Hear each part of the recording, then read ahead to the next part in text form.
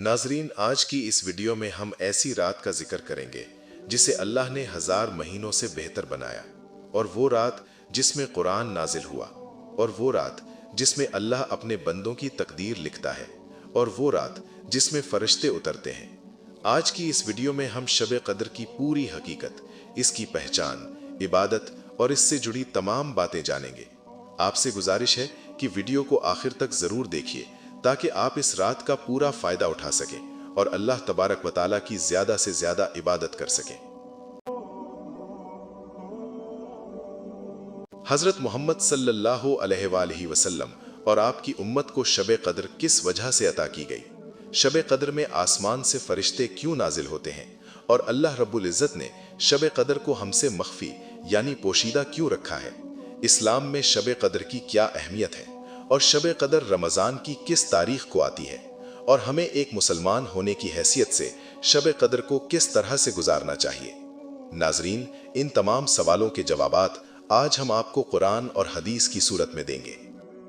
नाजरीन, तसव्वुर कीजिए एक ऐसी रात का जिसकी खामोशी में पूरी कायनात की तकदीर लिखी जा रही हो। एक ऐसी रात जिसका एक एक लम्हा सुनहरे हुरूफ से लिखा गया है और जिसकी इबादत एक पूरी जिंदगी की रियाजत से भी ज्यादा वजनी है।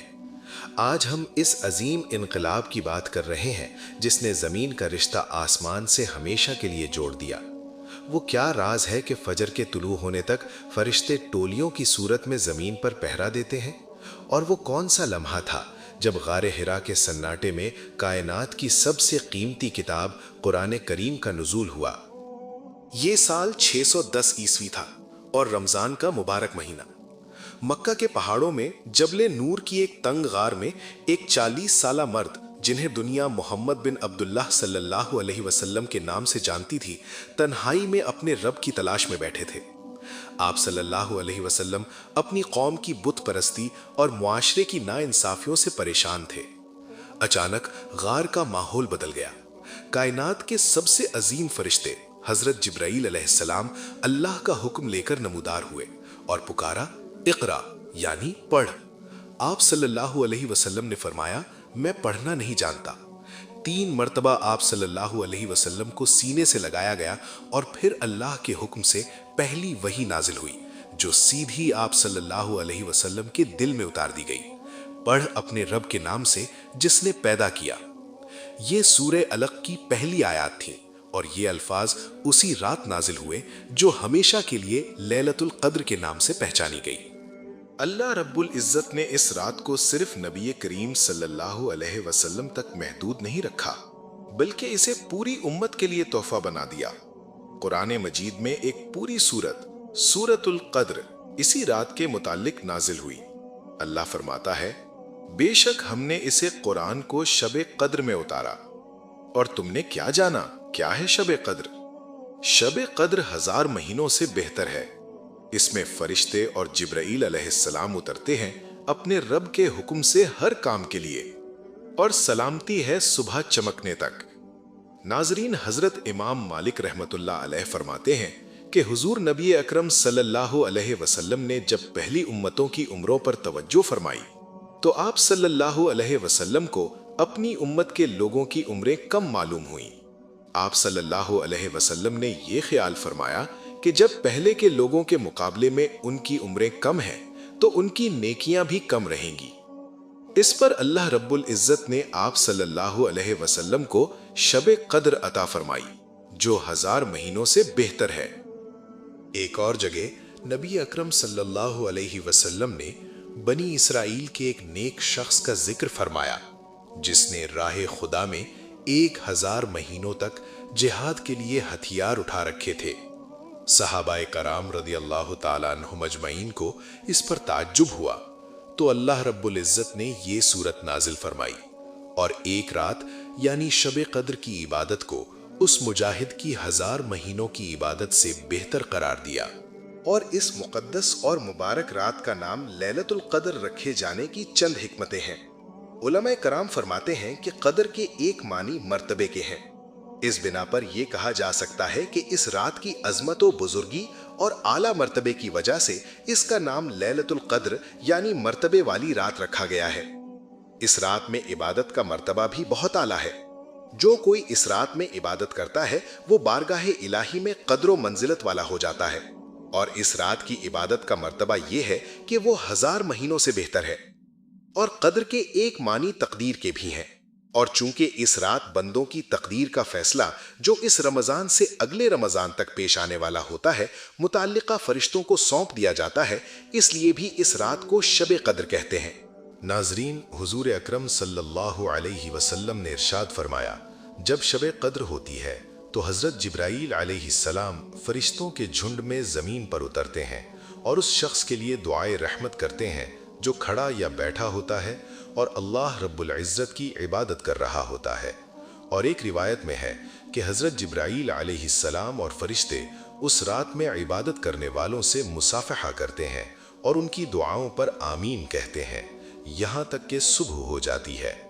علماء کرام فرماتے ہیں کہ شب قدر میں عبادت کرنے والوں کو حضرت جبرائیل علیہ السلام اور فرشتے سلام و مصافحہ کرتے ہیں تو اس کی نشانی یہ ہوتی ہے کہ بدن کے رونگٹے کھڑے ہو جاتے ہیں، دل خشیت الہی سے لرزنے لگتا ہے اور آنکھوں سے آنسو جاری ہو جاتے ہیں۔ ناظرین، شب قدر کے تعین میں اختلاف پایا جاتا ہے۔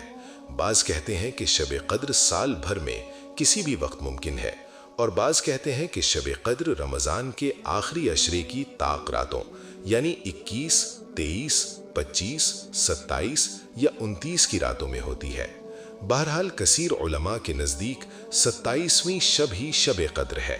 حضرت امام اعظم حضرت امام ابو حنیفہ رحمۃ اللہ علیہ سے یہ مروی ہے، اور حضرت امیر معاویہ رضی اللہ تعالی عنہ سے روایت ہے کہ حضرت محمد صلی اللہ علیہ وسلم نے ارشاد فرمایا، شب قدر رمضان کی 27ویں شب ہے۔ اور حضرت عثمان بن ابی العاص رضی اللہ تعالی عنہ کا ایک غلام بحری جہاز کا ملاح تھا، یعنی وہ بحری جہاز چلاتا تھا۔ وہ ان سے کہنے لگا کہ ایک چیز میرے تجربے میں بہت عجیب ہے، وہ یہ کہ سال میں ایک رات سمندر کا کھارا پانی میٹھا ہو جاتا ہے۔ تو آپ رضی اللہ تعالی عنہ نے فرمایا، جب وہ رات آئے تو مجھے ضرور بتانا۔ رمضان کی 27ویں شب کو اس نے کہا کہ یہ وہی رات ہے۔ معزز ناظرین، ان تمام گفتگو کا خلاصہ یہ ہے کہ پہلے تو ہماری یہ کوشش ہونی چاہیے کہ ہم رمضان کی تمام راتوں کے آخری حصے میں شوق اور جوش کے ساتھ اللہ رب العزت کی عبادت کریں اور خوب دعائیں مانگیں۔ کم سے کم نماز تہجد پورے مہینے ضرور ادا کریں، پھر کوشش کر کے آخری عشرے کی تمام راتوں کو عبادت الہی میں گزاریں اور شب قدر کو تلاش کریں، نہیں تو کم سے کم 27ویں شب کو تو ضرور تمام رات اللہ رب العزت کی عبادت اور دعا میں مصروف رہیں۔